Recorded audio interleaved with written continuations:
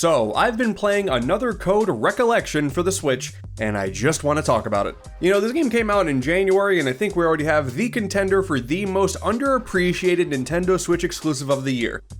We don't know the entire year's lineup yet, but I'm feeling pretty confident in that. Not a single other person I've seen has talked about this game whatsoever, and it probably sold like garbage, which is a shame, because like Bayonetta Origins last year, this game is really good, and no one cares. So I want to talk about it, because please, man, I hope someone out there cares. So in my opinion, this goes down as one of the most surprising remakes in the entirety of Nintendo's life. Like, I can't believe that we got a remake of another code, Trace Memory for the DS, as well as the Wii game that didn't even come out in North America, all in one combo pack. It is completely rebuilt from the ground up. There's like full voice act, like it's crazy that they put this much work into these games that are otherwise pretty damn niche. They've completely changed, like, almost everything but the story. It's crazy. I think, like many others out there, I have no real history with this franchise. I know that there are some people out there who do really enjoy these games. They played them back in the day, but I never did. Trace Memory went by me, and obviously I didn't have the chance to play another Code R. I just knew who this girl Ashley was, and it was some sort of visual novel. But I mean, during this gen, we also got remakes of the Famicom Detective Club games, so I was like a lot more open to something like this happening. And you know, after experiencing a bit of the excitement for this remake, I decided to go back and take a look at what the original games were like, and I'll be honest, I'm sure a lot of people are nostalgic for both of these games, but even with the full knowledge of what these games are all about now, I still don't think I'm a fan of the original versions. Obviously, the story notwithstanding, the styles of both the original games just don't seem all that great to me. Like, the first game was presented in this like interesting top-down style where you move around this environment, and then whenever there's a place of interest, then on the top screen you would see like a first-person shot of what that area is. Otherwise, it looked like a fairly typical, like, you know, visual novel, but you get to run around the environments. Like, it looked neat, but something about just the way you were playing the game didn't seem all that fun. Obviously, a lot of the puzzles and whatnot seem to be touchscreen based, maybe some microphone based, so that's always cool. You know, I'm always down for gimmicky stuff like that, but even knowing the entire plot of what this original game is, it doesn't seem like this original DS version, it doesn't seem all that great. I'm sure people don't agree with that, but even looking back, I'm just not a fan of how this game was presented. And honestly, my opinion does kind of extend to the Wii game, which obviously, like, it's better graphics and a lot more stuff that they can do with the aesthetic and whatnot, since it's on a full console now, and there's a lot more gimmicky stuff with the Wii remote, something I am always a fan of. But once again, I'm not really a fan of how this game presented stuff, like, gameplay-wise. Like, exploring around is in this interesting side-scrolling style. I don't really like how the character models look, like, not even just so much the Wii's low power, but just I don't really like how the game looks.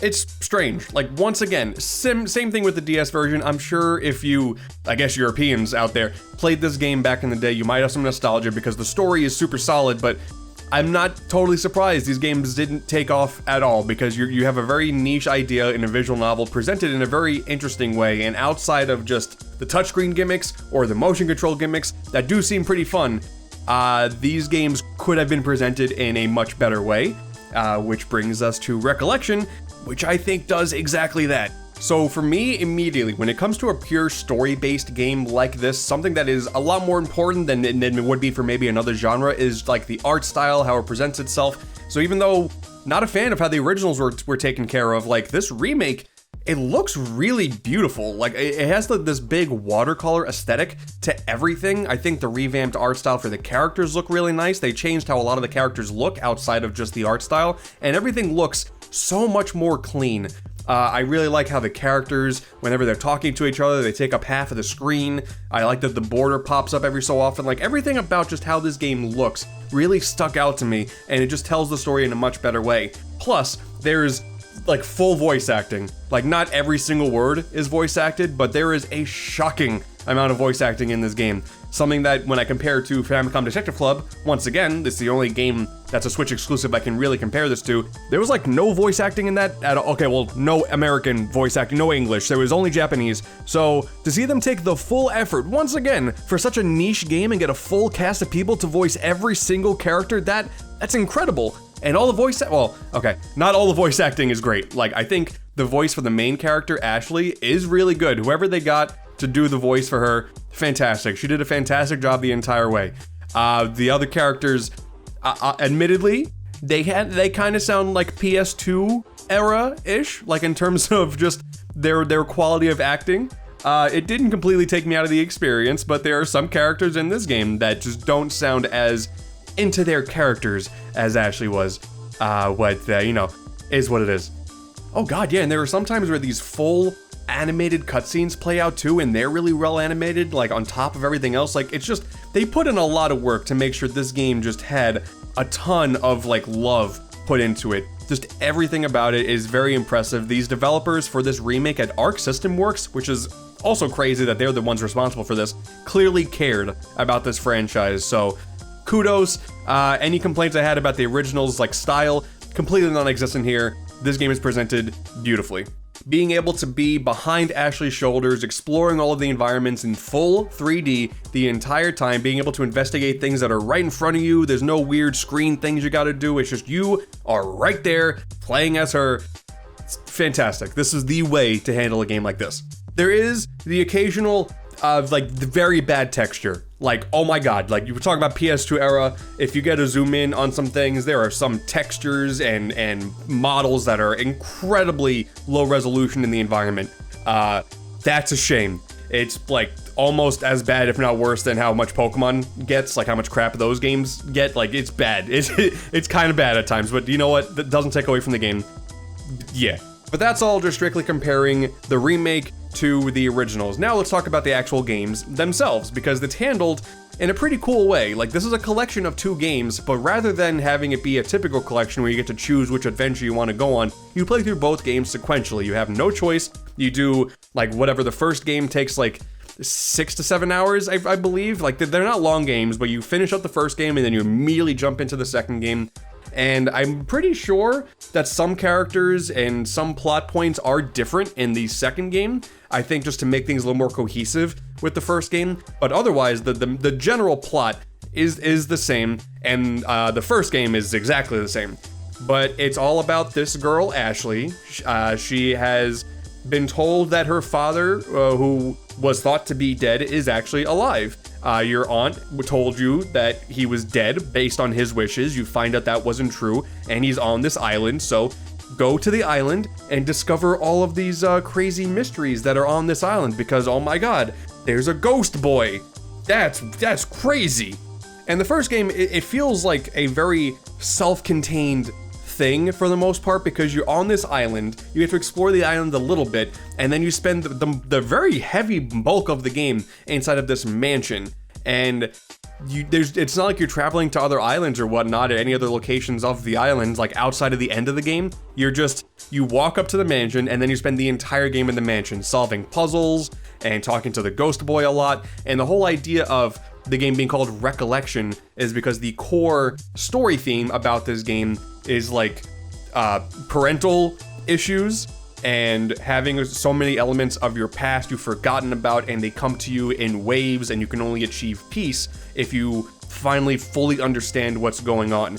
So with that context, this is definitely like a very relatable story. Like, I'm gushing about the style up and down, but in terms of the plot, like, it's a very down-to-earth, outside of the ghost, it's a very down-to-earth relatable plot with a bunch of relatable characters, and I was engaged like the whole way through. There's definitely some extra worldly stuff outside of the like you accept the ghost pretty early on. It's the ghost of a boy that died a while ago that, you know, can't rest in peace, so you're working with that. But there other than that, it's otherwise a pretty grounded plot outside of one big thing, because there's science involved and there's some brain things that are going on. It's still not it's not so crazy that you can't wrap your head around it, but when you fully realize what's going on, there's a moment where I had this like big aha of like actually understanding what this game is trying to tell, and I was just engaged for the rest of the game. I could not stop playing. So once I got through with the first story and started with the second one, I was like, okay, the only thing I know about the second game is that you're older and you take place now in a much bigger island. And while the first game, you only really get to explore the mansion for the most part, now you have an entire vacation island to explore. There's multiple locations across the entire island. You're constantly running back and forth. There's a wider cast of characters. And once again, very relatable characters. There's like a group of kids that want to they want to start a band. And that's kind of cool. You get to handle with some of the authorities of the island. Like there's a lot more going on with the plot, but the general idea is the same, just the scale is bigger. You're running around, you have a very linear structure for things, and you're just trying to uncover all the other mysteries about the island and your parents. And now there's another boy in the sequel that you're trying to figure out his story as well. So very similar plot threads through both, and something that I'm assuming is not in the second game. There are a few more direct ties to the first game within the plot of the second game now. I wasn't sure. There are some games, like the Great Ace Attorney Chronicles is one of them, where like you had these 2 games from back in the day, and when those games ended, I wanted more. There was a bit of closure, but I still wanted more. Here, I felt like we actually got to have a decent amount of closure with Ashley's character in this game at the very end of it. They could do a sequel if they wanted to, but I felt very satisfied and relieved when everything was said and done. I obviously, because it's a story-based game, I don't want to go into too much about everything, but there was no real downtime with anything. The characters are super engaging. It doesn't do any crazy, jumping the shark moments. Like, you feel like at other visual novels like Ace Attorney, Zero Escape, Professor Layton, like a lot of those games jump the shark, and they're very entertaining. But it was nice to play a visual novel that didn't do that.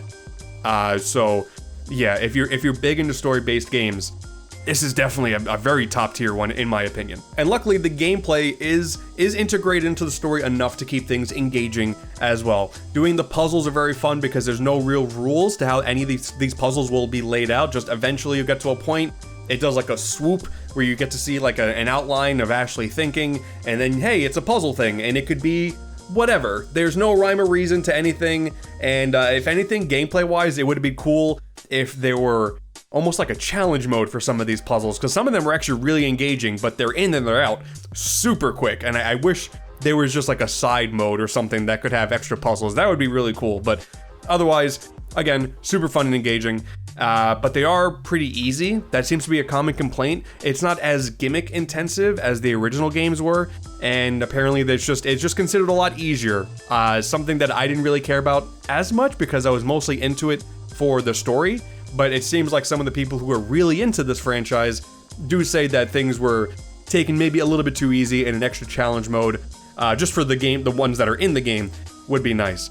I do think the pacing of the story is also a little strange, even though it's not bad. It's like for the first game, the first 2 chapters or 3 chapters, there's like a big fetch quest thing going on, and those chapters take a considerable amount of time, all things considered, but then you're kind of just going through the rest of the chapters like super quickly. Like the first few chapters take like an hour or maybe 2 hours each, and then it's almost like every half hour, 45 minutes, you're kind of just getting through some more chapters. So the chapter pacing is a bit strange. It doesn't mean much in the grand scheme of things because, once again, there's no big jump the shark moment. It's just at some point a screen pops up that says end of chapter and now new chapter, and then you continue on.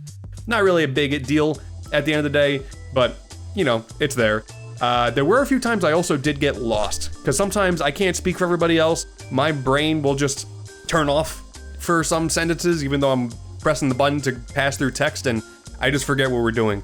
Luckily, not only is there a backlog where you can just go through all the text that you just missed, that just passed you by, there's also a nifty hint feature where you click in the left stick and it just guides you, it just tells you where to go next. Something that was great because there were definitely a few times I just didn't know where to go. Like, the game does a good job really pointing you in the right direction for most of it. There were a few times in the mansion and on the island that I just didn't really know what to do. Because it is kind of backtracky, because you're still, even if the second game is bigger, these areas are relatively small. There's a lot of like, go to this area, go back to it, and then go now here, and then, oh, you forgot this thing was back here, you may have missed it, and then go there. So yeah, there was that. That was a little annoying, but thankfully the hint system was built in, wasn't a big deal. There's also this new collectible that's in this that I'm pretty positive not in the original. It kept me a little bit more engaged in the exploration aspect of it because there's no real reason to go out of your way to do anything. Once again, something that like challenge mode puzzles would have been nice to beef the game out a little bit. But there are like these origami cranes of QR codes, and they are hidden throughout both games' maps, and you have to figure out where in, like, the map function does tell you exactly where they are, which I guess is nice, because if I was exploring randomly, I would be very annoyed.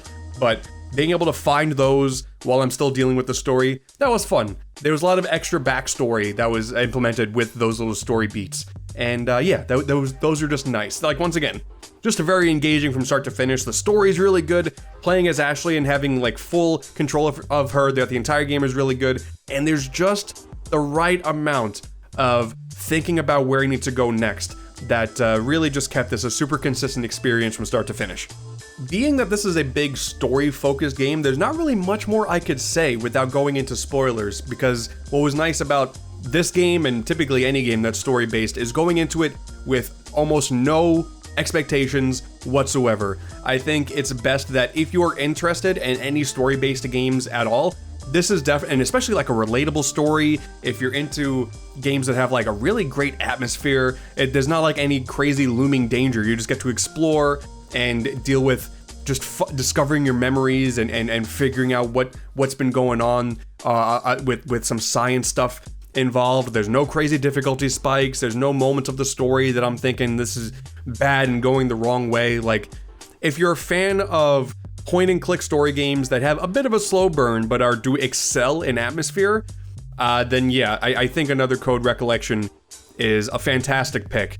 I think they shot themselves in the foot because it's a shame that this game is not going to get as well loved, but I think based on the nature of its style, this was the best it was going to be anyway. So I think if you're into this type of game, which is a very niche genre, you're going to be in for a good time. Some issues like the pacing and maybe the ease of difficulty with puzzles might hinder your experience, but I think if you play the originals, or if you have not, Another Code Recollection, I think it comes recommended, probably if you can get it for a cheaper price. Maybe not worth the full price of admission. But at the very least, I just want to appreciate that this is, honestly, one of the craziest things Nintendo has ever done on the Switch's console. Like, obviously, we can take a look at all the crazy things they've done with Mario. They brought Metroid back, and they're doing all these crazy things. But to have someone else remake the two Another Code games, localize the second one for the first time ever, and completely revamp everything. This is no mere remaster of anything. There are a few Wii games that come to the Switch and it's just the same game in HD. No, they completely built these games from the ground up with new art style, bunch of voice acting. Like, it's crazy ambitious, and I just don't think we should take that for granted. I think getting deep cuts treated with this much respect is something that any hardcore Nintendo fan should give a shot. So I know gaming is very busy right now. There's a lot of great things to play, but if you ever want to experience a super high quality form of one of the deepest cuts of Nintendo history, Another Code Recollection, yeah, this I'm glad I played this. This was a really good game. And now with that being said, time for the rest of 2024 to get crazy. Let me know if you played this game down below, and let me know if you don't think you have the time to play this game because there are too many other games coming out. Either option is valid. I'm gonna go play some more games, because if I don't, I'm gonna be behind. So, bye.